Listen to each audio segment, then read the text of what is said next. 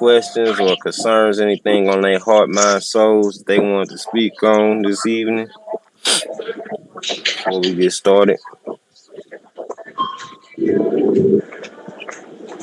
Okay.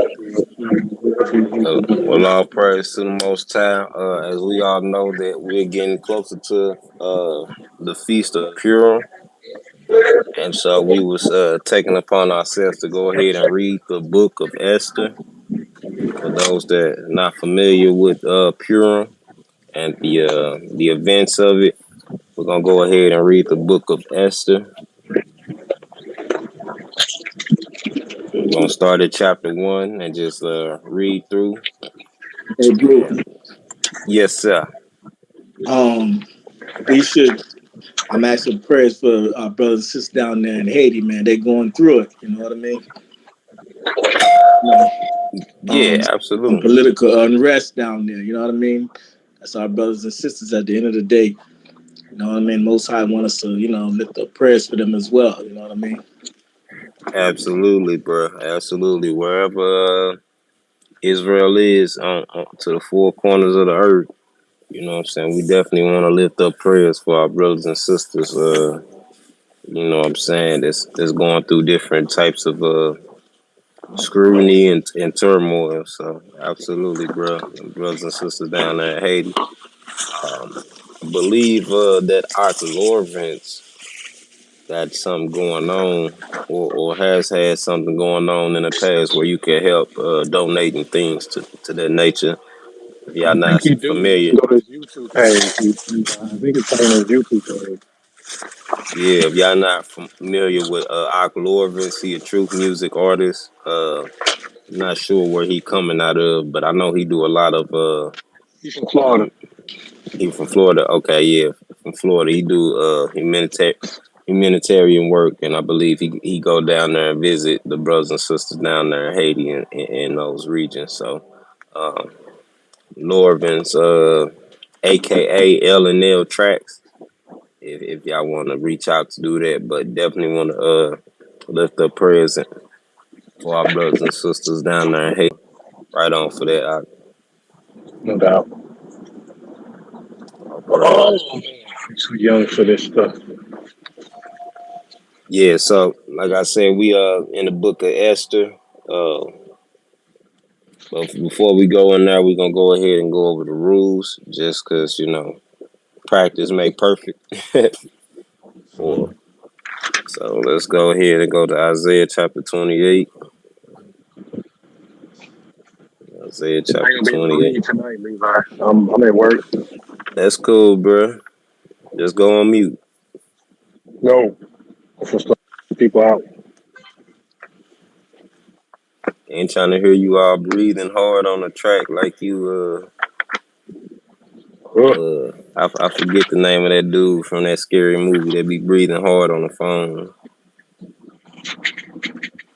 What? Oh man, I'm tired.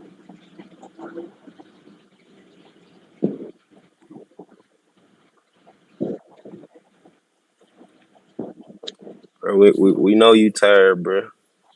It's like your third time telling us. You know what? Excuse me, everyone in the chat. Levi, just, just, go just, suck just a go, dick. just go on mute, bro. It's all I good. am. I am. I'm not gonna take Uh, this physical abuse from you anymore, sir. it's actually verbal, but it's all good. It's physical when it comes to me. It's physical.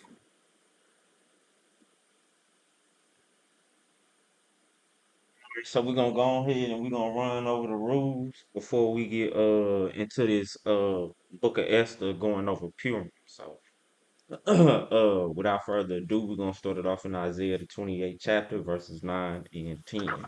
And which we already know, start at one and read down, it's gonna say the same exact thing, you know. Absolutely. So this is Isaiah chapter 28, verse 9.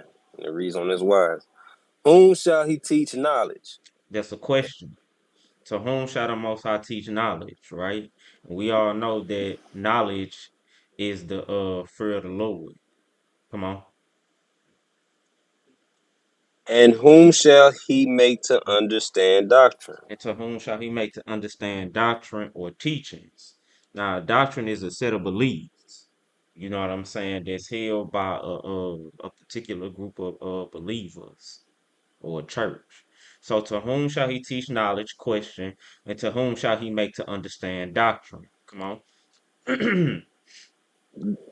Them that are weaned from the milk and drawn from the breast. So you have to be weaned from the milk and drawn from the breast in order to be taught by the Most High. Not taught, but to go forth and to teach what's called sound doctrine.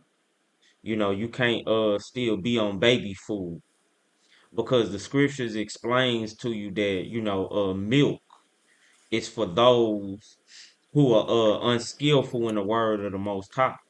You know what I'm saying? You haven't had your senses exercised to be able to discern between what's good and what's evil.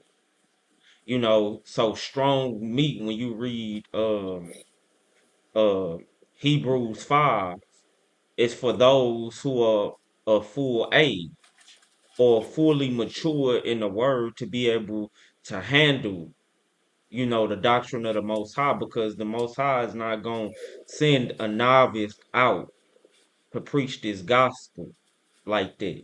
You know what I'm saying? You have to be a full age. So you have to be weaned from the milk and drawn from the breast. Come on. For precept must be upon precept. So precept must be upon precept. So look up that word precept for me and look up the word must so we can get an understanding of the both of these. Because this is the criteria for with all your getting, get understanding. You know, everybody must be held to this.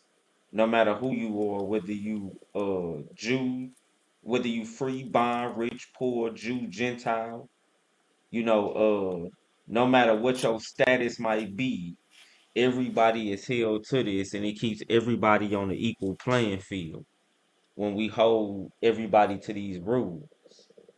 It eliminates any big I's and little U's, you know, and no matter what position you play, no matter how small, no matter how big, you know, it leaves the door open for everybody to be reproofed and corrected. And understand that reproof and correction, that's the way of life. You know what I'm saying? So when we keep that in mind and we keep in mind that these rules are put into place to keep us all on the right path. So you got that definition, bro? Yeah, precept. A general rule intended to regulate behavior or thought. So you see that that's what a precept is. And when you look it up, it's also is a commandment or a general rule of law intended to regulate thought or behavior. See, that's what the commandments are for. The commandments are there or put into place to regulate your behavior and to regulate your thought process or to monitor it. You know what I'm saying? To make sure you're not going to the left or to the right, but that you sticking to that straight and narrow path. That's what a precept is. A precept is a commandment, and everything in this Bible is built off the commandments. So the commandments is the basics, and that's where understanding and wisdom start. Is when you start to fear the Lord by fearing Him and keeping His commandments. So that's the beginning of it. Precept must be upon precept. Look up that word must. It says must be obliged to, Be what? should be obliged to, Uh huh. should expressing necessity, Uh huh. something that should not be overlooked. That's what I'm looking for. Something that should not be overlooked. So precept upon precept is something that the Most High saying you must not overlook. Process. You know what I'm saying? This is a very important part and to understand in the Bible. It's precept must be upon precept. And when we doing precept upon precept, we have to understand from what priesthood we precepting. You feel me? So you got Aaron. Hold on, wait, Levi, take this over real fast. Okay. Well, yeah, like my Hold brother was on. saying, you got the order Aaron, I'm which finna were do we having doing the rules and Bible lesson regulations online. I was regulating gonna more send you for the the link in flesh. case you wanted to just And start then you reading. got the order of Melchizedek, where it's governing the mind, more of the behavior in the Yeah, I was mind. gonna say you could just throw it on the You know what I'm TV if you saying? Because wanted that's to. It's where on YouTube. everything will be starting. The Okay, I got you. judgment will be starting upon Sure. your mind. What was you thinking? What was your intents behind your thoughts? You know what I'm saying? Was you combating those wicked thoughts, or was you in compliance with them? You know what I'm saying? Uh, so that's where it's really the battle's stemming from. So now, as you can see, it says precept must be upon precept. So you can't overlook those precepts. So let's continue. Been back. All right, it says precept upon precept, Uh-huh. line upon line, Uh-huh. line upon line, here a little and there a little. So this is the rules for with all your get understanding. As far as line, I mean precept upon precept, line upon line, here a little and there a little. So with that being said, now let's go to Deuteronomy. Deuteronomy was either 17 or 19. Which one you gonna hit? I went to 19 and verse 15. 15. All right, Deuteronomy chapter 19 and verse 15. all right, let's run it. It reads on this wise. It says, one witness shall not rise up against a man for any iniquity or Mm-hmm. for any sin. In any sin that he sinned, at the Nothing can be established on anything less, you know. So again, that's a rule. Don't let nobody one witness you or even one line. You know, everything first starts with the law, and then it go from the law to her. I mean, her a little and there a little, or line up on line. I'm sorry, and then her a little and there a little. You know what I'm saying? So, with that let's go being to said, Deuteronomy 17 and 6. It I says, read. at the mouth of two witnesses or three witnesses shall he that is worthy of death be put to death. Now go to But at the but my at the bad. mouth of one witness he shall not be put to death. Absolutely. All right. 2 Corinthians 13. All right, 2 Corinthians 13 and 1 reads on this wise. This is the third time I am coming to you. Mm-hmm. In the mouth of two or three witnesses shall every word be established. So you see that? So every word is established again on 2 or 3 witnesses. So when we opening up this Bible, no matter who is with, you know what I'm saying? No matter the social status, no matter anything, everybody is held to these same rules. You know, not to reduce the Bible to a card game, but it's like with spades. You know what I'm saying? If we all play spades, no matter anybody's social status, we all become equal under the rules of spades. And when you play by those rules, it leaves everybody with a fair chance to win. It it makes sure that any cheaters will be reproofed and corrected. You know what I'm saying? And so it's the same thing with the Bible. When we all come under the same rules and regulations of the Bible, um everybody is equal. It's no respect of persons in judgment. Everybody can be reproofed and corrected by any individual. You know what I'm saying? If you wrong, you wrong. So with that being said, we're gonna go ahead and we're gonna get into the book of Esther. Because we got what's called the Feast of Purim coming up, and we're gonna get the backstory on how Purim came about, how we came about to celebrate what we know today as Purim.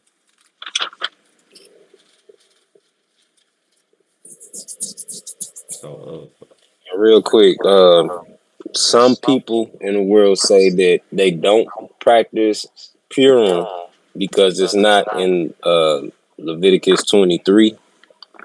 And you know what I'm saying? We do it because all of the scriptures is pure.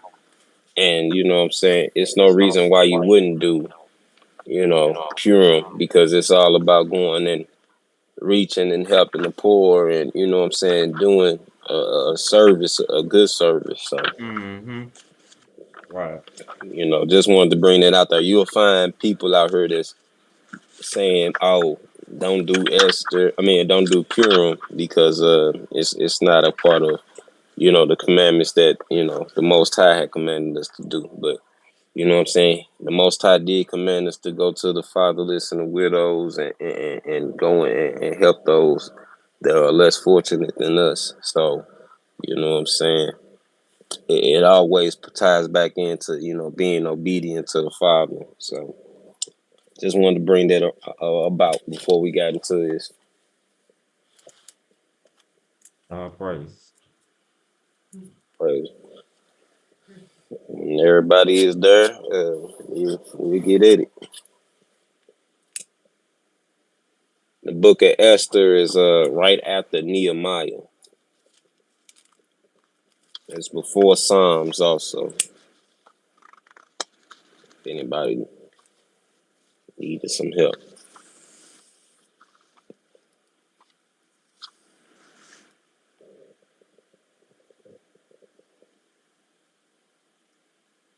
All right.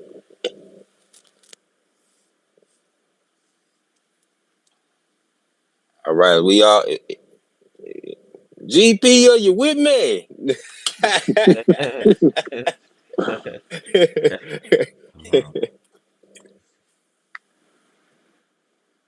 Hey, no lie, y'all. I just seen some Chinese singing that song, bro. And when I say they was strong, Yeah. man, they was singing it strong, bro. I'm over here cracking up. They had the lady say, "Oh yeah, we have each other. We ain't going nowhere." I'm over here cracking up. All praise to the Most High. They was stomping in that place. Uh, but okay, here we go, y'all. In the book of Esther, starting at chapter 1 and verse 1. With permission of the Most High, in the name of His only begotten beloved Son, who lives forever, long live the King. Only the king. Right, and it reads on this wise. Now it came to pass in the days of Ahaz, how you pronounce that? Lazarus. Ahasuerus, excuse me. This is Ahasuerus, which reigned from India even unto Ethiopia over 107 and 20 provinces. That in those days, when the king Ahasuerus sat on the throne of his kingdom, which was in Shushan the palace, in the 3rd year of his reign, he made a feast unto all his princes and his servants, the power of Persia and Media, the nobles and princes of the provinces, being before him. When he showed the riches of his glorious kingdom and the honor of his excellent majesty many days, even 180 days. And when these days were expired, the king made a feast unto all the people that were present in Shushan the palace, both unto great and small, 7 days, in the court of the garden of the king's palace. Mm-hmm. Were white, green, and blue hangings, fastened with cords of fine linen, and purple to silver rings, and pillars of marble. The beds were of gold and silver, upon a pavement of red and blue and white and black marble. And they gave them drink in vessels of gold, the vessels being diverse one from another, and royal wine in abundance, according to the state of the king. And the drinking was according to the law. None did compel, for so the king had appointed to all the officers of his house, that they should do according to every man's pleasure. Also, Vashti, the queen, made a feast for the women in the royal house which belonged to King Ahasuerus. On the seventh day, when the heart of the king was merry with wine, he commanded Mehuman, Biztha, Harbona, Bigtha, Abigatha, Zethra, and Carcass, the seven chamberlains that served in the presence of Ahasuerus the king, Lazarus. to bring Vashti the queen before the king with the crown royal, to show the people and the princes her beauty, for Hmm. she was fair to look on. So she was a very beautiful princess. So understand what's going on is boom. The king had a very lavish feast for 7 days for all the people, both small and great. You know, and it also tell you that the queen herself she made a feast for all the women. And now the king is calling for the queen to come so he can show off her beauty to all the people. Come on. Verse 12. But the queen Vashti refused to come at the king's commandment So you by see his it? Uh-huh. by his chamberlains. Go So ahead. right. So now she refused. And so he called the king, sent message for the queen Vashti to be sent. And she refused. She was like, no, I'm not coming. Come on. Therefore was the king very wroth, and his Mm-hmm. anger burned in him. Right. Come on. Then the king said to the wise men which knew the times, for so was the king's manner toward all that knew law and judgment. Yeah.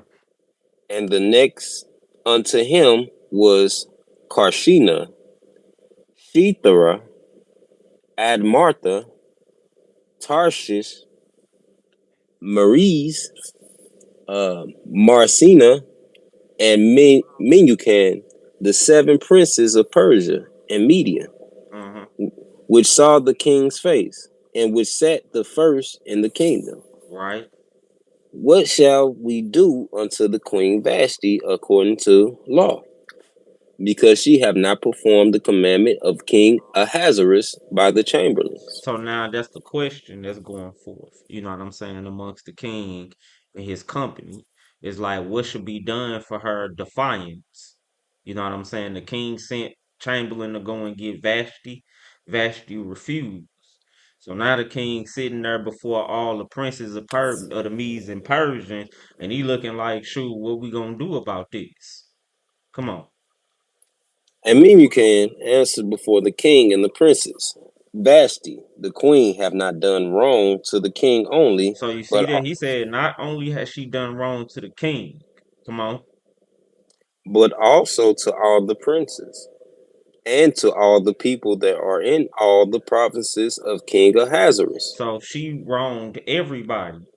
She wronged not only the king, but also all the princes and people of the providence, or everywhere where the king reigns. Come on.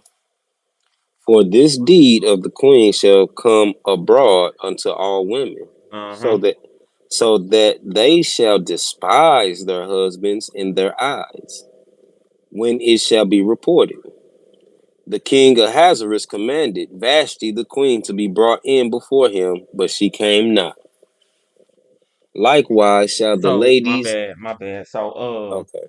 so now understand now they explaining to the king that look, see, we gonna have to get this under control because see, this not only gonna affect your household, but this gonna affect every other man's household as well. Because when when the rumor go forth or the report go forth that you called for Vashti the queen and she didn't come, but she despised her husband, what you think every other woman gonna do?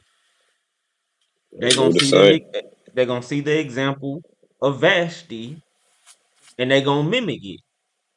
They gonna Yeah. start despising their husband's command just like Vashti did. So now they coming together and they was like, now we have to do something to to make an example out of this, or else it's gonna get out of control. Women everywhere gonna be thinking that they can do this. You know what I'm Hey, saying? hey, but that didn't already done leaked out though. So Straight up. verse 18. Likewise shall the ladies of Persia and Media say this day unto all the king's princes, which have heard of the deed of the queen. Thus shall there arise too much contempt and wrath. Right. If it please the king, let there go a royal commandment from him, and let it be written among the laws of the Persians and of the Medes, that it be not altered, that Vashti come no more before the king Ahasuerus, and let the king give her royal estate unto another that is better than she.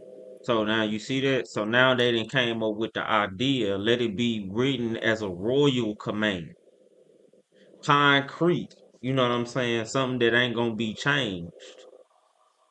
You know what I'm saying? That Vashti, you know what I'm saying? That he was saying this gonna be amongst the Persians and the Medes. You know what I'm saying? And don't let it be changed.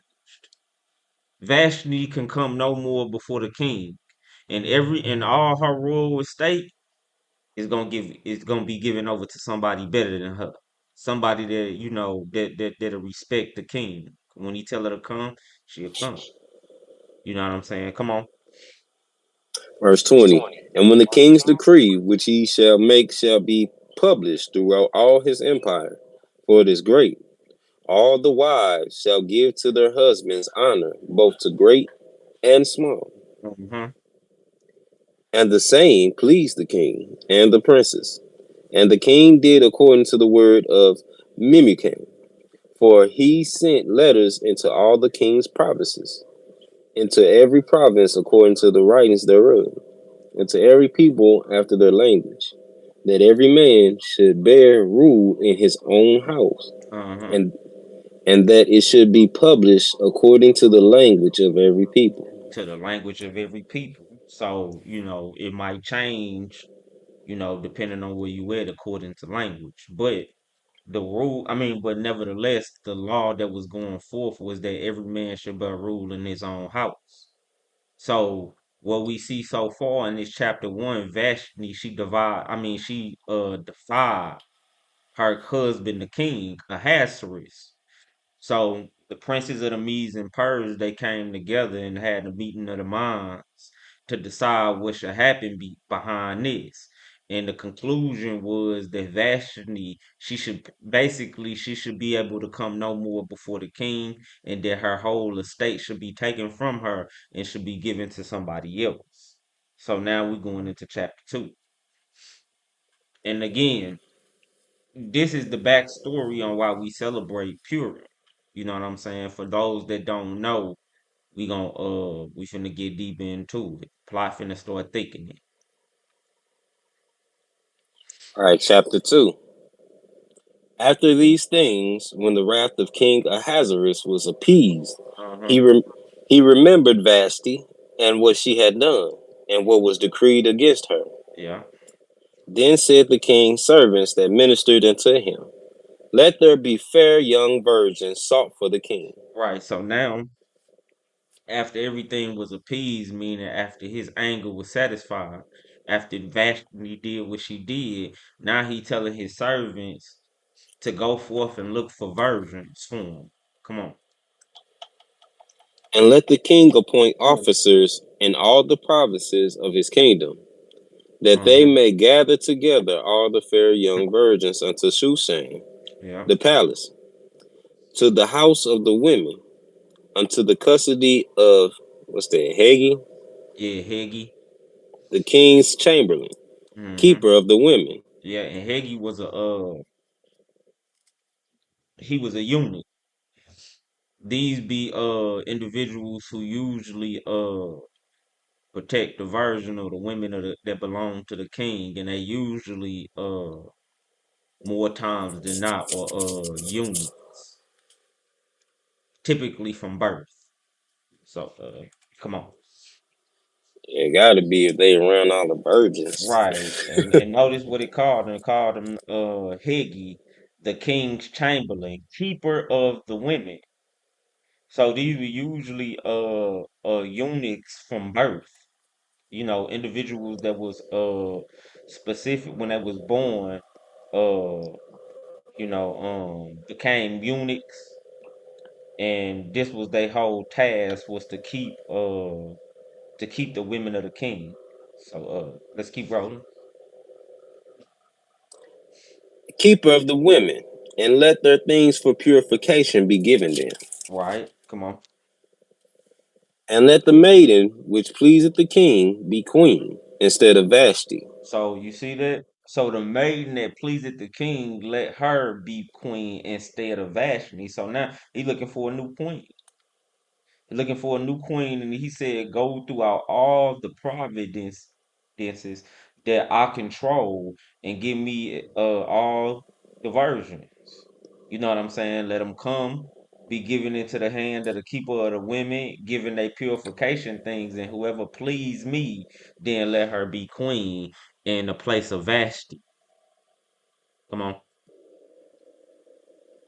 And the things pleased the king, and he did so. Mm-hmm.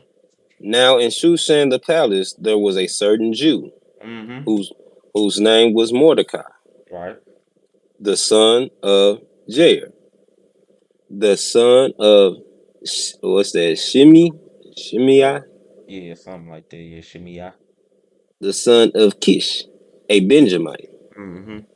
who had been carried away from Jerusalem with the captivity which had been carried away with Jeconiah, king of Judah, Uh-huh. whom Nebuchadnezzar, the king of Babylon, had carried away. Right. Come on. So they've been in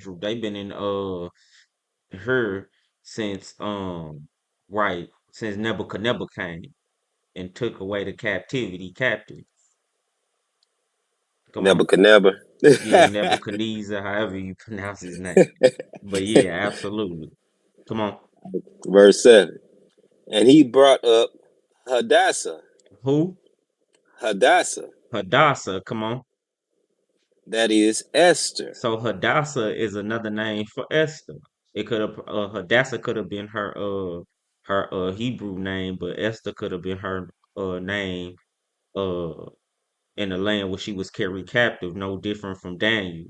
Daniel name in the Hebrew was Daniel, but when he got to Babylon, they gave him another name, and if I'm not mistaken, I believe it was Belteshazzar or something like that. yeah, I think that was it. Yeah. So come on. Um, Esther, his uncle's daughter, Uh-huh. for she had neither father nor mother, Mm-hmm. and, and the maid was fair and beautiful, Right. whom Mordecai, when her father and mother were dead, took for his own daughter. Yeah. So it came to pass, when the king's commandment and his decree was heard, and when many maidens were gathered together into Shushan the palace, to the custody of Hegi or Hegai, that Esther was brought also unto the king's house, to the custody of Hegai, Mm-hmm. keeper of the women. Yeah. And the maiden pleased him, and she obtained kindness of him, and he speedily gave her things for purification, Mm-hmm. with such things as belonged to her, and 7 maidens which were meet to be given her out of the king's house. And he preferred her and her maids unto the best place of the house of the women. So Haggai, he took a very quick liking to Esther, gave her the best of the best, preferred her and her maids onto the best places in the palace or the house of the women. Come on. Verse 10. Esther had not showed her people nor her kindred. Meaning she hid who she was. You know what I'm saying? So they didn't necessarily know that she was a Jew. So she wasn't walking around with her fringes on or, talking about, yeah, I'm a Hebrew Israelite, I'm from the tribe of Judah or none of that. She basically Well, she from the tribe of Benjamin. right from I'm bad, my bad, from the tribe of Benjamin. You know what I'm saying? So she was basically incognito in the land of her captivity. She kept a low profile, her and her uncle Mordecai. Come on. For Mordecai had charged her that she should not show it. Mm-hmm. And Mordecai walked every day before the court of the women's house to Yeah, know how Esther did yeah. and what should become of her. Now, when every maid's turn was come to go in to King Ahasuerus, after that she had been 12 months, How long according she to been there? 12 months, Whole year. Come on. according to the manner of the women. For so were the days of their purification accomplished, to wit 6 months with oil myrrh, and 6 months with sweet odors, with other things for the purifying of the women. So it took 12 months for the whole purification process to take place. 6 months was with oil and myrrh, and another 6 months of the year was with sweet odors and with other things for the purifying of the women. So it took a whole year for the purification process to be accomplished. Come on. Then thus came every maiden unto the king. Uh-huh. Whatsoever she desired was given her to go with her out of the house of the women unto the king's house. Mm-hmm. In the evening she went, and on the morrow she returned into the second house of the women, to the custody of Shashagaz. A Shashagag, yeah. And this is another eunuch, another chamberlain, a Shashagag. And this is different from the first house that they was in. This is the second house. So they went from the first house to meet the king, and after they met the king, they returned into the second house of the women. Come on. The king's chamberlain, which kept the Which concubines. kept the what? Concubines. And a concubine. Come on, look up that word concubine for us so we can get a, thorough understanding of what a concubine is.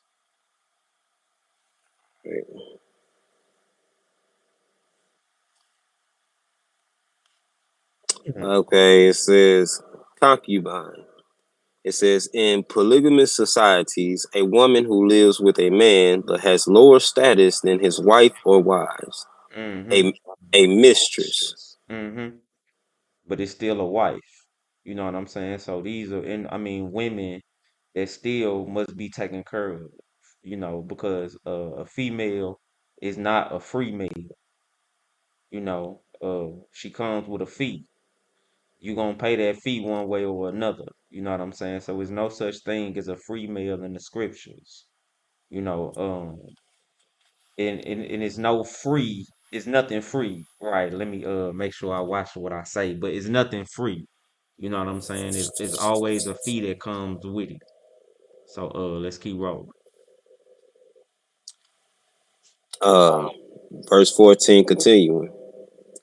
She came in unto the king no more, except the king delighted in her, and that she were called by name. So you see there, so this where the women went, and when they went there, they wouldn't come on to the king no more, except he delighted in her, and she was called by him. Come on. Verse 15. Now, when the turn of Esther, the daughter of Abihail, the uncle of Mordecai, who had Mm-hmm. taken her for his daughter, was come to go in unto the king, she required nothing but what Haggai, the king's chamberlain, the keeper of the women, appointed. And Esther obtained favor in the sight of all them that looked upon her. Why? Because she was beautiful, like all our women are, man. Our women are, something to behold. So, that's why Haggai took an extremely fast liking to her because not only was she beautiful outwardly, but she had an inner beauty that was that could match her outer beauty, if not exceeded it, you know. So soon as she came in onto the king, he took an immediately liking onto her and anybody that seen her. Oh, come on. 1 second. You hear me? Yeah, what you say? Nah, I was just making sure I can be heard. My headset was going out. Uh, All right, so we at verse 16. yes, sir. So Esther was taken unto King Ahasuerus into his house royal in the 10th month, which is the month Tebet, in the 7th year of his reign. Mm-hmm. And the king loved Esther above all the women, and Mm-hmm. she obtained grace and favor in his sight more than all the virgins, so that he set the royal crown upon her head and made her queen instead of Vashti. So you see that? So now the king loving her more than any other virgins, he decided to make her queen in a place of Vashti, who was defiant and disobedient. Come on.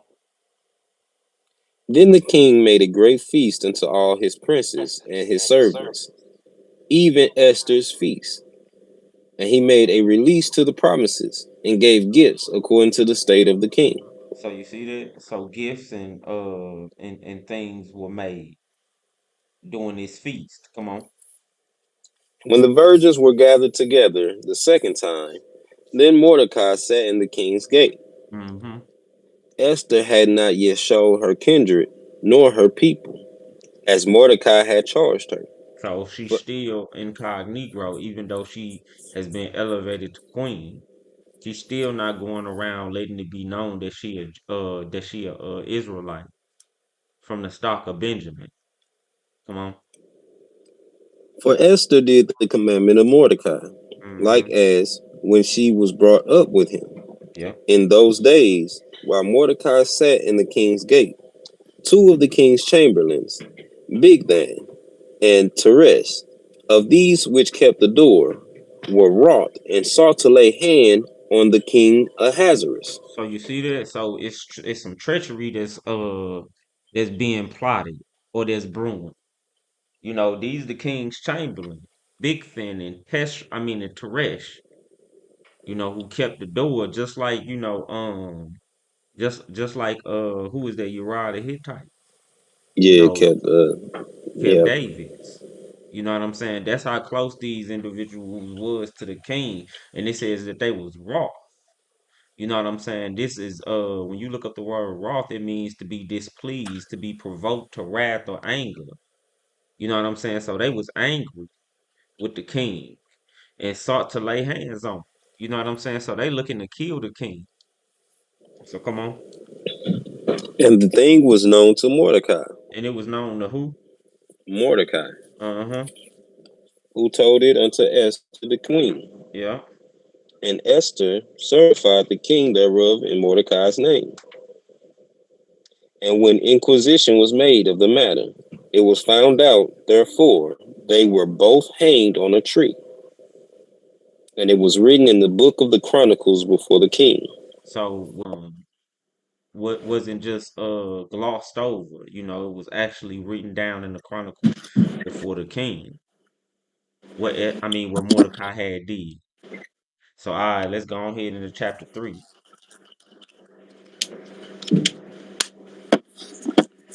Okay.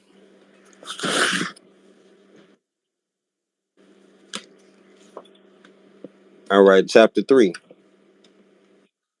After these things did King Ahasuerus promote Haman, the son of Hammedatha, the Agagite, Hmm. The who? and advanced him, and set his seat above all the princes that were with him. So now after that, it's telling you that Ahasuerus promoted Haman. Now Haman, it says, was the son of Hammedatha, the Agagite. Now when you look up the Agagites go back to an individual called Agag. So hold that for me real fast, Levi, and go to I believe it's First Samuel. First Samuel. Agag, because this is very important, because this is a very important individual. Go to First Samuel chapter 15. So we Okay. can understand who this Haman is, who is the descendants of an Agagite. So First Samuel 15, we started in start that in verse 1 through 8. All right, this is the book of First Samuel, chapter 15, starting at verse 1. Uh Samuel also said unto Saul, Hold The on, Lord's. give everybody a minute to get there. First Oh, Samuel okay. chapter 15. We going because we was just reading in the book of Esther chapter 3, verse 1, that after Mordecai had gave the king the drop on his two chamberlain trying to lay hands on them, he after those things he ended up promoting Haman, who was the son of an Agagite. So we finna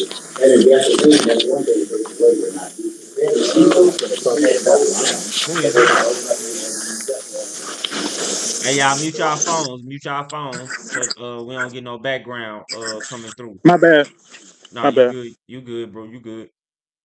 So now we finna see who this Agagite, who the Agagites are, and why Haman is a very, very important character in this story and behind the Feast of Purim. So with that being said, let's go ahead and get that, Levi. So this one he sent him to go and handle the Amalekites. I think, yeah, that's how you pronounce it, the Amalekites. After for what they had did to the children of Israel coming out of the Egypt in the wilderness, how they attacked us from behind. So the Lord had put the hit out and told Saul to go to the Amalekites and kill everybody, man, woman, child, beast, leave nothing alive. But Saul, um trying to blame it on the people, end up leaving all the sheep and all the oxen alive and saving alive one individual called named Agag. So come on, let's keep reading. Verse 2. Thus saith the Lord of hosts, I remember that which Amalek did to Israel, Uh-huh. how he laid wait for him in the way Mm-hmm. when he came up from Egypt. Now go and smite Amalek, and utterly destroy all that they have, Uh-huh. and spare them not. And spare him not. He said destroy everything that Amalek had. Destroy it all. Don't save nothing. And this was because what they did to us in the wilderness when they laid in wait, when they concealed themselves in a robe and jumped out and attacked us for no reason. Come on. But slay both man and women, infant and suckling, ox and sheep, camel and ass. So that's everything. He said slay them all. Now some might look at this and might be like, see, what type of God y'all serve that'll have y'all kill infants? You know what I'm saying? But see, what they won't explain to you is, see, they'll be born. I mean, they'll have their automatic spot in the kingdom. They'll have an automatic spot in the kingdom. See, they're trying to put on the Most High that he's a murderer. But this is not the shedding of innocent blood. You know what I'm saying? It was a crime that was did, and for that crime, individuals had to pay for what Amalek did in the wilderness. They, even though they suffered in the flesh for what he did, they won't be judged for it. Feel what Mhm. I'm saying? Yeah. So again, he's telling them that everything must be put down: man, woman, infant, suckling, ox, sheep, camel, ass. All of it got to be put down. Come on. And Saul gathered the people together and numbered them in Telan, 200,000 footmen and 2,000 men of Judah. Mm-hmm. And Saul came to the city of Amalek and laid wait in the valley. And Saul said unto the Kenites, Go, depart, get you down from among the Amalekites, Amalekites. Amalekites, excuse me, lest I destroy you with them. Mm-hmm. For ye showed kindness to all the children of Israel when they came up out of Egypt. So the Kenites departed from among the Amalekites, and Saul smote the Amalekites from uh, Havilah until thou comest to Shur, that is over against Egypt. And he took Agag, He took who? Agag, Agag, He took Agag. Remember, in Esther chapter 3, it said that Haman was a descendant of the Agagites, or for sure. I mean, that's meaning the descendant of Agag. Agag. Yeah. Who got their phone unmuted? That was me. I was just saying that name was Agag. Oh, Agag, right on, bro, right on. All praises. So yeah, absolutely, Agag. So this who Haman descend from, the king of the Amalekites that Saul decided to save alive. Come on, And he took Agag, the king of the Amalekites, alive, alive. Come on. and utterly destroyed all the people with the edge of the sword. So you see that? So know and understand that, see, the Most High told him to destroy everything, leave nobody alive. Sarah, hold on, Levi. Go ahead.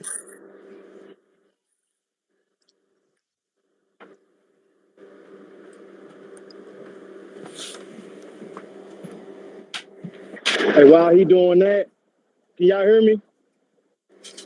Yeah, we can hear you. Yeah, what I was gonna say is like just listening to that just made me kind of think about like when we know we got direct instructions, like like the repercussions of not following every instruction down to the T. Yeah, absolutely, bro. Absolutely. That's the whole thing about it. It's always important to follow instructions to the T, because if you don't, there's always repercussions coming behind it. Always. So yeah, absolutely, bro. Excellent observation. We do gotta be mindful that everything we do is being recorded, by spiritual stenographers that just, record all day long. And so you're absolutely right, bro. We gotta be mindful, gotta be cautious. Because everything we do, everything matters. You know, people be like, it don't matter what you do, it don't matter what you say, but oh yes, it does. It absolutely does. In the long haul, in the long road. So yeah, gotta be just gotta be aware, man. I was gonna add, it's even to the point now where it matters what you think. Yeah, that's what he said. I don't know if you heard this in the beginning, but the order Melchizedek is judging the mental.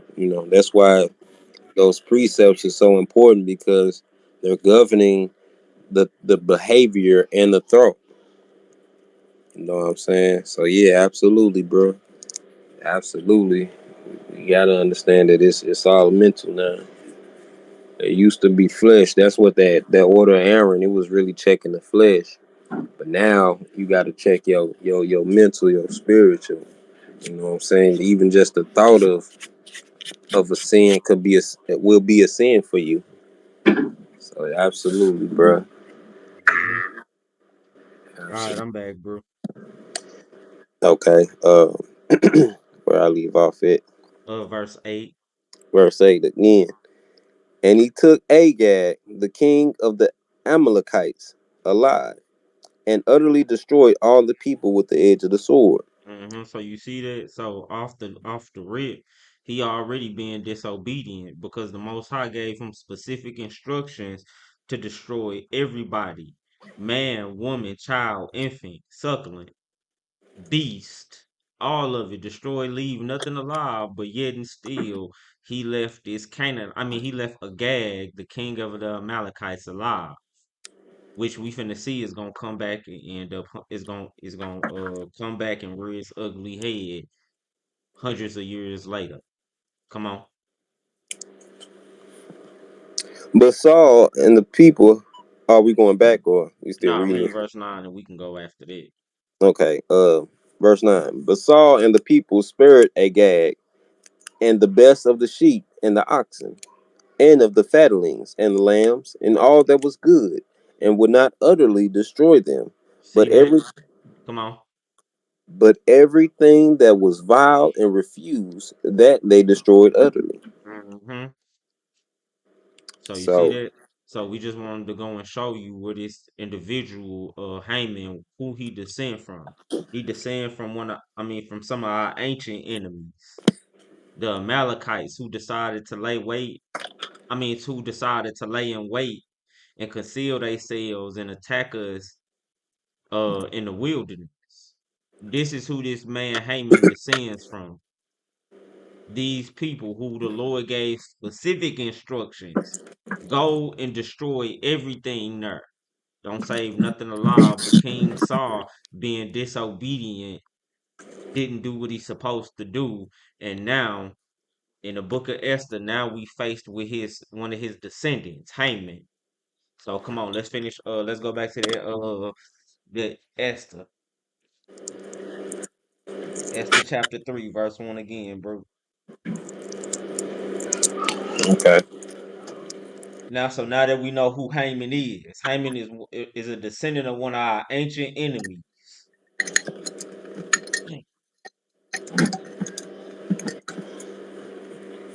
Matter of All fact, let right. me see something. Let me see something. You say what's that? Go ahead. I just wanted to see something real fast. Uh, okay. All right, you good? Go ahead. All right. The book of Esther, chapter 3 and verse 1 again. After these things did King Ahasuerus promote Haman, the king of the Hammedatha, the Agagite, and advance him, and set his seat above all the princes that were with him. Mm-hmm. And all the king's servants that were in the king's gate bowed and reverenced Haman, for the Right. king had so commanded concerning him. But Mordecai bowed not, nor did him reverence. So you see that? So everybody in the kingdom of the king bowed down and gave reverence to Haman except Mordecai. Mordecai was the only one that wouldn't bow down and give him reverence. Come on.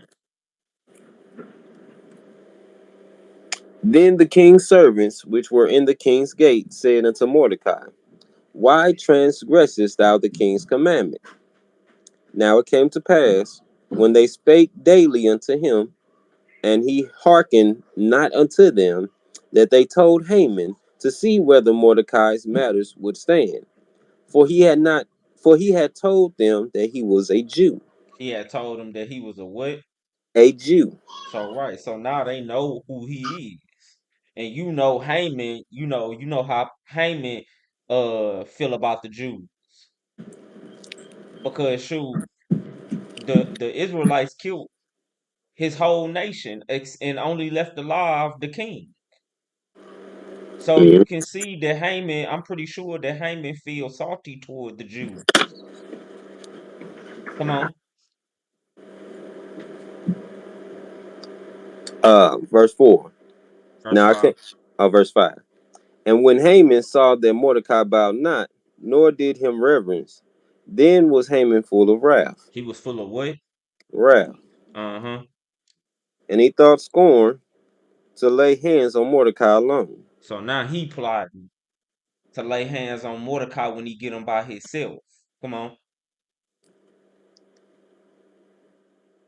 For they had showed him that showed him the people of Mordecai. Uh-huh. Wherefore Haman sought to destroy all the Jews that were throughout the whole kingdom of Ahasuerus, even the people of Mordecai. Even the people of Mordecai. Why? Because he know who killed his people. He know that it was our ancestors or Mordecai ancestors that killed his ancestors, that destroyed his ancestors. So now he thinking about getting some get back. So now he coming up with the plot to destroy all the Jews as an act of revenge. And his ancestors was our ancestors. Absolutely. Yeah, I was thinking that when I was saying that. I'm like, but It's yeah, all good. absolutely. You know what I'm saying? So he realized that our ancestors had killed his ancestors, and he looking, because he's in a position of power to exact some revenge by wiping out all the Jews just because of this one act of defiance from Mordecai refusing to bow down to him. So come on. Verse 7. In the first month, that is the month is that Nisan or Nisan, in the 12th year of King Ahasuerus, they cast Pur, that is the lot, before Haman from day to day and from month to month, to the 12th month, that is the month Adar. And Haman said unto King Ahasuerus, there is a certain people scattered abroad and dispersed among the people in all the provinces of thy kingdom, and their laws are diverse from all people, neither keep they the king's laws. Therefore, it is not for the king's profit to suffer them. So now you see what he doing. So now he trying to get into the king's ear to get the king to go against our ancestors by telling him lies and by telling him lies and bad things about us. Come on. But still notice that he married to Esther. Or Esther is the queen and she is an Israelite, but she just still haven't made it known yet who she is. So come on. Verse 9. If it please the king, let it be written that they may be destroyed. That they may be what? Destroyed. And notice this was an individual that the king promoted. Haman was a king, was an individual that the king promoted, but now he knowing and understanding who Mordecai and his people is, now he out for revenge. So he coming up with a plot to destroy all the Jews, just like the Most High had all of his people destroyed by the hand of our ancestors. Come on. Yeah, but I mean, if you really look at it, he should be kind of, grateful because he could have not been there. You know what I'm saying? He could have been wiped up completely out. Yeah, he could have been wiped completely out, but this a Yeah, wicked individual though. You know what I'm saying? absolutely. So he not looking at it from that perspective. He just looking at it from a plotting and scheming point of view. You Yeah, know. yeah, I already know. I'm just saying. Yeah, but he should be grateful that he alive. Because the Most High could have just told them. Samuel, man, kill him, the king that just go ahead and kill the king that he saved alive. But for some reason, the Most High allowed them to live. Yeah, yeah. So come on, let's keep going. Verse 9. If it please the king, let it be written that they may be destroyed, and I will pay 10,000 talents of silver to the hands of those that have the charge of the business, to bring it into the king's treasuries. And the king took his ring from his hand and gave it unto Haman, the son of Hamad. What name? I pronounced it. Hammedatha, the Agagite, the Jews' enemy. The Jews who? Enemy. The Jews' enemy. But see, if Saul would have been obedient back then, look, we might not even have been had this problem right here. You see how disobedience can come back and bite you in the rear end later. Mm-hmm.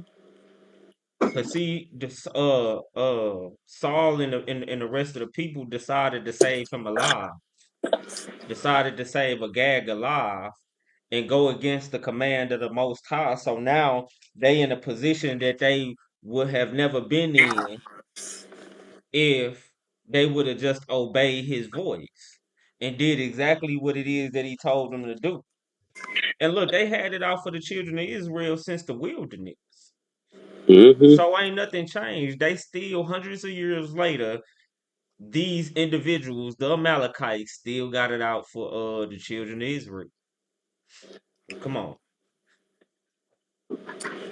And the king said unto Haman, the silver is given to thee, the people also to do with them as it seemeth good to thee. So now the king giving them all the resources that he need in order to bring his plan to fruition. Come on. Then were the king's scribes called on the 13th day of the first month. The what day of the first month? The 13th day of the first month. 13th day of the first month. Some say this fell on what called Friday the 13th. Come on. Uh, But that's really the Passover though. What? The first month, 13th day. It's close to it. Yep. Yep. What you It's mean? It's close right to on. a Second little week of bit. the first. Huh? Ain't it right on? Yeah, no, just about. I think it would the 14th day of the first month. This the 13th. It's the day. Yeah, the day before Yeah, the Passover. day before. Yep, the day before or 2 days before. Yeah, the 14th. Yep, yep. You right. mhm. uh, and there was written according to all that Haman had commanded unto the king's lieutenants, and to the governors that were over every province, and to the rulers of every people of every province according to the writings thereof, and to every people after their language. In the name of King Ahasuerus was it written, and sealed with the king's ring. Mm-hmm. And the letters were sent by post unto into all the king's provinces, to destroy, to kill, and to cause to perish all Jews, both young and old, little children and women, in one day. So you see that? So it was the same. He sending out the same command that the Most High sent Saul out with to kill them all, both men, women, and children. Don't save none of them alive. It's the same exact thing. So you know this ain't nothing but behind what they did in First Samuel when he went when the Israel when our ancestors went and handled their business at that time, but being foolish and leaving alive one individual, now it's coming back to bite us in the rear end. Come on. Um, Even upon the 13th day of the 12th month, which is the month Adar, Uh-huh. and to take the spoil of them for a prey. Yep. Come on. The copy of the writing for a commandment to be given in every province was published unto all people, that they should be ready against that day. So look, this going out to everybody. All peoples that are under the jurisdiction of King Ahasuerus. Everywhere where Jews at in his jurisdiction is going out to all the people on this day at this time. It's gonna be a slaughter of the Jews. Kill them all, both men, women, and children. Come on. The post went out, being hastened by the king's commandment, Yeah. and the decree was given in Shushan the palace. hmm And the king and Haman sat down to drink. But the city, Susan, was perplexed. It was perplexed, meaning shoot, that was bewildered. You know what I'm saying? They trying to figure out what the hell going on. Like, dang. You know what I'm saying? But again, this is one of our ancient enemies. You know what I'm saying? So with that being said, now we're going into chapter 4.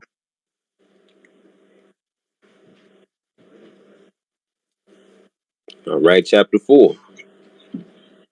When Mordecai perceived all that was done, Mordecai rent his clothes and put on sackcloth with ashes, and went out into the midst of the city, and cried with a loud and a bitter cry, and came even before the king's gate. For none might enter into the king's gate clothed with sackcloth. And in every province, whithersoever the king's commandment and his decree came, there was a great mourning among the Jews, and fasting, and weeping, and wailing, and many lay in sackcloth and ashes. Mm, So Esther's maids and her chamberlains came and told it her. Then was the queen exceedingly grieved, and she sent raiment to clothe Mordecai, and to take away his sackcloth from him, but he received it not. Then called Esther for Hatch, Hatchet, what is it? Haddock, one of the king's chamberlains, who he had appointed to attend upon her, and gave him a commandment to Mordecai, to know what it was and why it was. mm. So Haddock went forth to Mordecai unto the street of the city which was before the king's gate. And Mordecai told him of all that had happened unto him, and of the sum of the money that Haman had promised to pay to the king's treasuries for the Jews to Mm. destroy them. So look, he paying. He willing to pay big bucks to destroy us. Come on. Also, he gave him the copy of the writing of the decree that was given at Shushan to destroy them, to show it unto Esther, and to declare it unto her, and to charge her that she should go in unto the king to make supplication unto him, and to make request before him for her people. And Haddock came and told Esther the words of Mordecai. Again, Esther spake unto Haddock and gave him commandment unto Mordecai. All the king's servants and the people of the king's provinces do know that whosoever, whether man or woman, shall come into the king into the inner court, who is not called, there is one law of his to put him to death, except such to whom the king shall hold out the golden scepter, that he may live. But I have not been called to come in unto the king until the king these 30 days. Excuse So me. look, so but this a dire situation right here. You know what I'm saying? Shoot. So, she's saying like, look, I can't go into the king. If I do, could potentially be put to death. You know what I'm saying? Because the only way you can go into that room is if you be called. Is if you be called. And if you ain't called and I go in there and he don't stretch forth my hand, they gonna kill me. Come on. And they told to Mordecai Esther's words. Then Mordecai commanded to Esther, think not with thyself that thou shalt escape in the king's house more than all the Jews. So right, he letting her know like you still a Jew. At the end of the day, don't think you gonna escape just because you a you the queen. Like no, at the end of the day, you still a Jew. So keep that in mind. Come on. For if thou altogether holdest thy peace at this time, then shall their enlargement and deliverance arise to the Jews from another place. So you see that? So it'll come even if you don't speak up and you hold your peace, deliverance gonna come from somewhere. Come on. But thou and thy father's house shall be destroyed. Mm. And who knoweth whether thou art come to the kingdom for such a time as So this? so she could have been set up just like Joseph was set up in Egypt because the Most High foreseeing the famine coming, he set Joseph up in Egypt years in advance just to get them ready for the famine that was getting ready to hit the world. You know what I'm saying? So Mordecai saying the same thing. You could have been set up in this very position just for this moment. So it ain't no need for you to hold your peace. Go on and say what you gotta say to the king. So come on. Then Esther bade them return. Mordecai this answer: Go, gather together all the Jews that are present in Shushan, and fast ye for me, and neither eat nor drink 3 days, Uh-huh. night or day. Mm-hmm. I also and my maidens will fast likewise. And so will I go in unto the king, which is not according to the law. And if I perish, I perish. So you see that? So she told him, look, go and fast 3 days and 3 nights for me. You and all the Jews, we gonna do the same thing. And when I'm done, I'm gonna go against the law that say you can't come into where the king get unless you be summoned. And if I die, then I just die. It's just what it is. Come on. So Mordecai went his way and did according to all that Esther had commanded him. All right, come on. We're going into chapter 5, and we're gonna hold after chapter 5, and we'll hit the next 5 verses. I mean 5 chapters. Wednesday, most high willing. Okay. Esther chapter 5 and verse 1.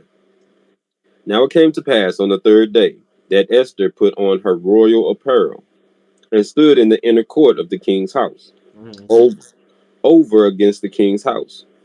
And the king sat upon his royal throne in the royal house over against the gate of the house. And it was so, when the king saw Esther, the queen, standing in the court, that she obtained favor in his sight. And the king held out to Esther the golden scepter that was Mm-hmm. in his hand. So Esther drew near and touched the top of the scepter. Then said the king unto her, What wilt thou? What wilt thou, Queen Esther? So I asking us, so he asking us, basically, what can I do for you? Come on. And what is thy request? Mm-hmm. It shall be even given thee to the half of the kingdom. So you see that? So he's saying whatever your request is, I'm willing to give you up to half of my kingdom, whatever you asking for. Mm, come on. And Esther answered, If it seem good unto the king, let the king and Haman come this day unto the banquet that I have prepared for him. Mm-hmm. Then the king said, Cause Haman to make haste, that he may do as Esther hath said. So the king and Haman came to the banquet that Esther had prepared. So look, so she invited Haman and the king. Come on. And the king said unto Esther at the banquet of wine, What is thy petition? And it shall be granted thee. And what is thy request? Even to the half of the kingdom it shall be performed. Mm, Then answered Esther and said, My petition and my request is, if I have found favor in the sight of the king, and if it please the king to grant my petition, and to perform my request, let the king and Haman come to the banquet that I shall prepare for them, and I will do tomorrow as the king hath said. Then went Haman forth that day joyful and with a glad heart. But when Haman saw Mordecai in the king's gate, that he stood not up, nor moved for him, he was full of indignation against Mordecai. Nevertheless, Haman refrained himself. so look, so he seen Mordecai, man, and Mordecai standing straight up. He riding through on this horse, and Haman and everybody bowing to him. But Haman see Mordecai standing up, strong as can be. That boy was standing strong like an oak tree. Right. And Haman see this, and it made him furious on the inside. It made him furious because the only thing that he could think about it was what was done to his ancestors. That's the only thing he can think about. So now he full of rage and wrath.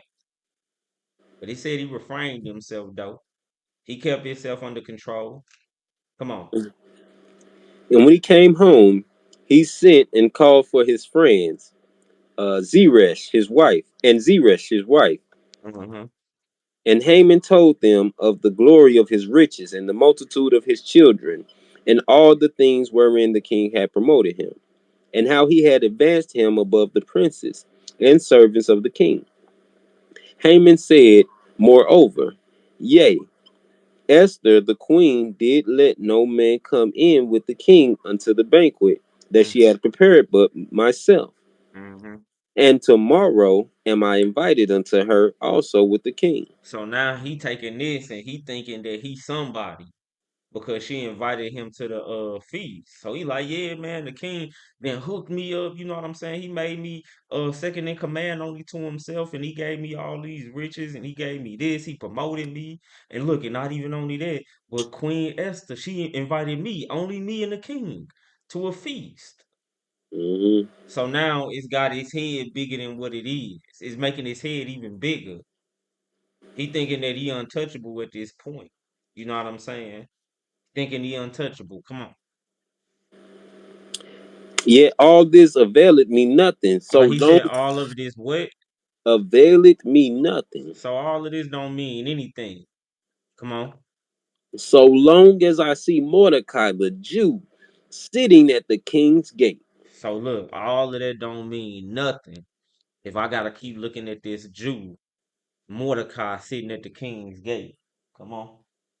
Then said Zeresh his wife and all his friends unto him, Let a gallows be made of 50 cubits high, and tomorrow speak thou unto the king, that Mordecai may be hanged thereon.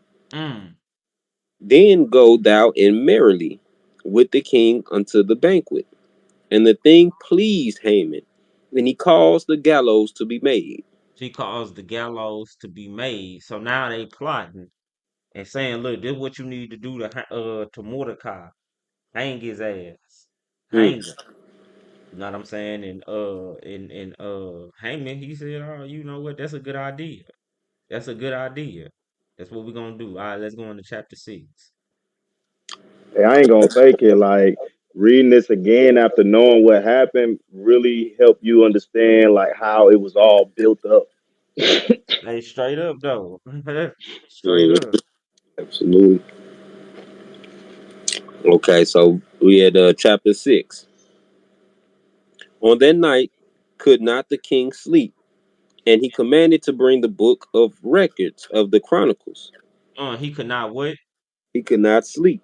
So he having night terrors because he said he couldn't sleep that night. He just keep waking up. He keep tossing and turning and was like, just something just ain't right. Something just ain't right.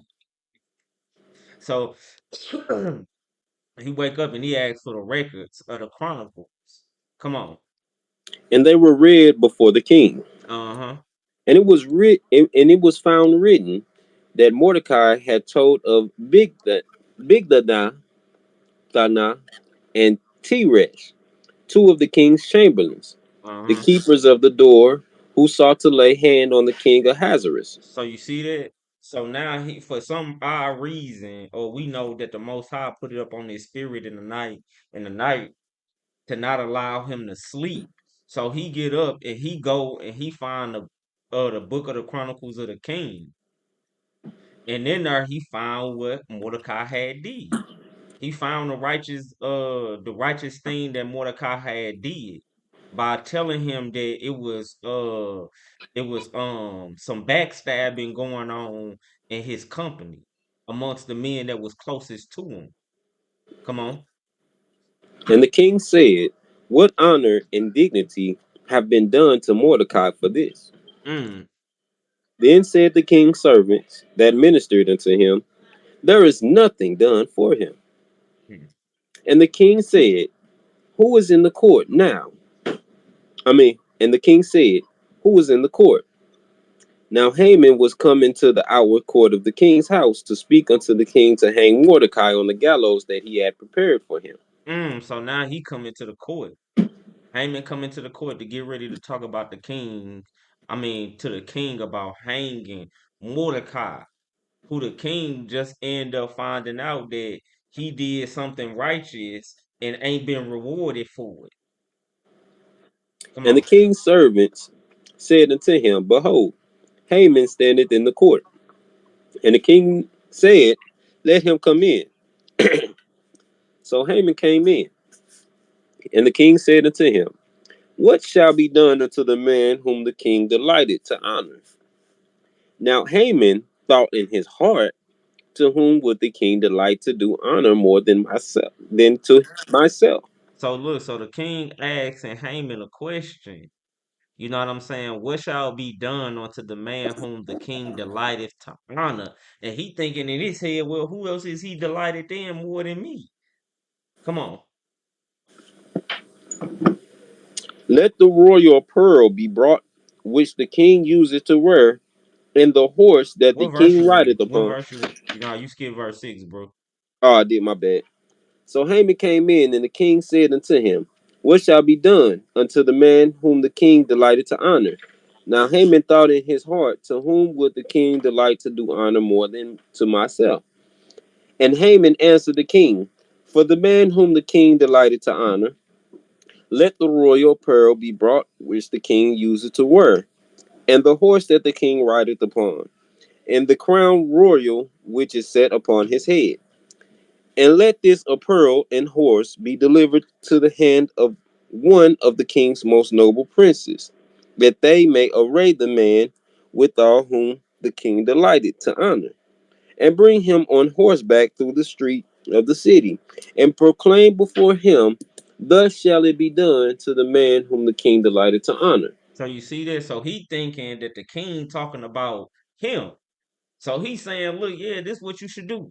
And all along while he's saying this, he picturing himself, it being done to himself, but he not knowing that the king talking about Mordecai. Boy, it's gonna be a heartbreaker when he find this out. Come on. Verse 10. Then the king said to Haman, make haste and take the apparel and the horse, as thou hast said, and do even so to Mordecai the Woo. Jew, And not only that, but he telling him to do it to Mordecai. that So sitteth man, it at the gotta king's seem, gate. huh? Oh no, go ahead. My bad. Go ahead, bro. That sitteth at the king's gate. Let nothing fail of all that thou hast spoken. Boy, that's got to be some pill he just had to swallow. Because everything that he just named, he was first thinking that it was gonna be done to him. But now he got to do it to the man that he said all this good thing that the king and queen Esther has done for me, it means nothing because of Mordecai. And now Mhm. everything that he just told the king that he should be doing to the man that the king honor, he got to do it to Mordecai, who he hate. He got to do it. The king said, "Yeah, everything that you just said, go do it to Mordecai the Jew that sit at my gate." Come on. Then took Haman the apparel and the horse, and arrayed Mordecai, and brought him on horseback through the street of the city, and proclaimed before him, thus shall it be done unto the man whom the king delighted to honor. And Mordecai came again to the king's gate. But Haman hasted to his house, mourning and having his head covered. Boy, sick to his stomach. Come on. And Haman told Zeresh, his wife, and all his friends everything that had befallen him. Then said his wise man and Zeresh, his wife, unto him, if Mordecai be of the seed of the Jews, before whom thou hast begun to fall, thou shalt not prevail against him, but shalt surely fall before him. Ooh, boy, so they letting them know, like, look, this gonna be your end. This gonna be the outcome for you. Come on. And while they were yet talking with him, came the king's chamberlains and hasted to bring Haman unto the banquet that Esther had prepared. Yeah, come on. We go on to verse chapter 7, since we still Hey, I got some gotta say time. real quick if it's cool, like the type of jealousy that's brewing kind of remind me of Saul when he was losing his throne to David.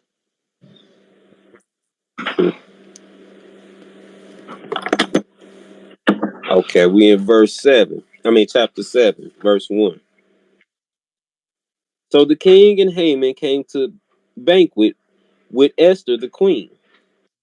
And the king said again unto Esther on the second day at the banquet of wine, what is thy petition, Queen Esther? And it shall be granted thee. And what is thy request? And it shall be performed, even to the half of the kingdom. Then Esther the queen answered and said, if I have found favor in thy sight, O king, and if it please the king, let my life be given me at my petition, and my people at my request. For we are sold, I and my people, to be destroyed, to be slain, and to perish. But if we have been sold for bondmen and bondwomen, I had held my tongue, although the enemy could not countervail the king's damage. Then the king Ahasuerus answered and said unto Esther the queen, who is he, and where is he, that durst presume in his heart to do so? And Esther said, the adversary, the enemy, is this wicked Haman. Then Haman was afraid before the king and the queen. Mm, And the king, arising from the banquet of wine, in his wrath went into the palace garden. And Haman stood up to make request for his life to Esther the queen, for he saw that there was evil determined against him by the king. mm. Then the king returned out of the palace garden into the place of the banquet of wine. And Haman was fallen upon the bed whereon Esther was. Boy, Then that ain't said, good. Come on. then said the king, will he force the queen also before me in the house? Boy, boy, he's like, shoot, damn, you up on my woman bed? What you about to do right here? You finna force her before me? Oh, you tripping. Come on. As the word went out of the king's mouth, they covered Haman's face. Mm. And Harbona, one of the chamberlains, had said before the king, "Behold, also the gallows 50 cubits high, which Haman had made for Mordecai, who had spoken good for the king, standeth in the house of Haman." Then the Mm. king said, "Hang him thereon." So they hanged Haman on the gallows that he had prepared for Mordecai. Then was the king's wrath pacified. So you see that? So the same gallows that he prepared for Mordecai was the same ones that he himself was hanged on. Ain't that a crazy turn of events? Matter of fact, hold that for me, Levi. Give me Psalm 7 and 15. I mean Psalm chapter 7, verse 15 and 16 real fast.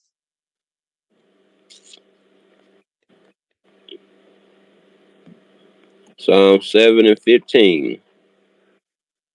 It says, "He made a pit and digged it, and is fallen into the ditch which he made." So you see that? So that's true of Haman. See, Haman contrived the plot to hang Mordecai on gallows 50 cubits high, but he himself ended up being hanged on them.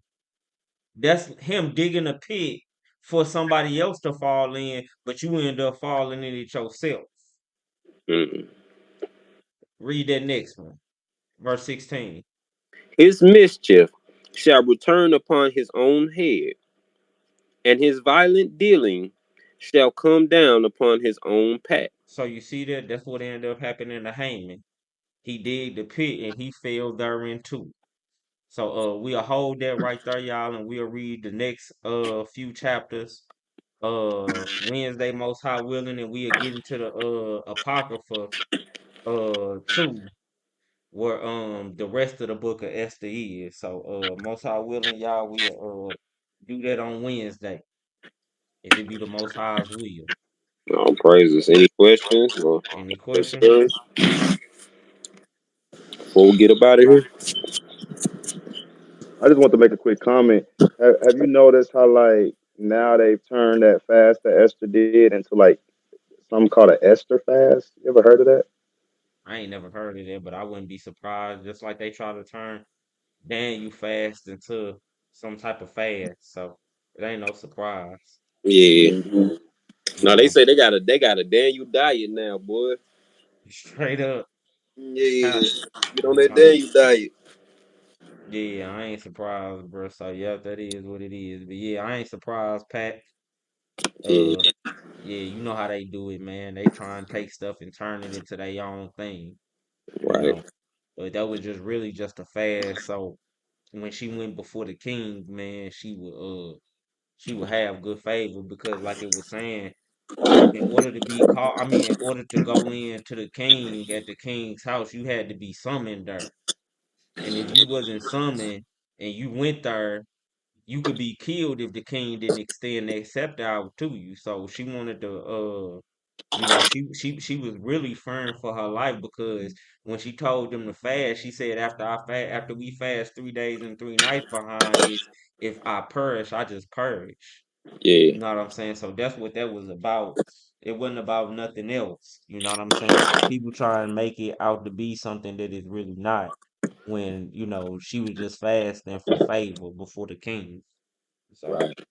that's just what it was. So man, if y'all got, hopefully y'all got some good understanding so far on this feast of Purim that's coming up. When we'll finish it off on Wednesday again. We'll finish it off on Wednesday. So most high willing, I'll see y'all brothers and sisters on Wednesday. Yes, sir. Most High willing.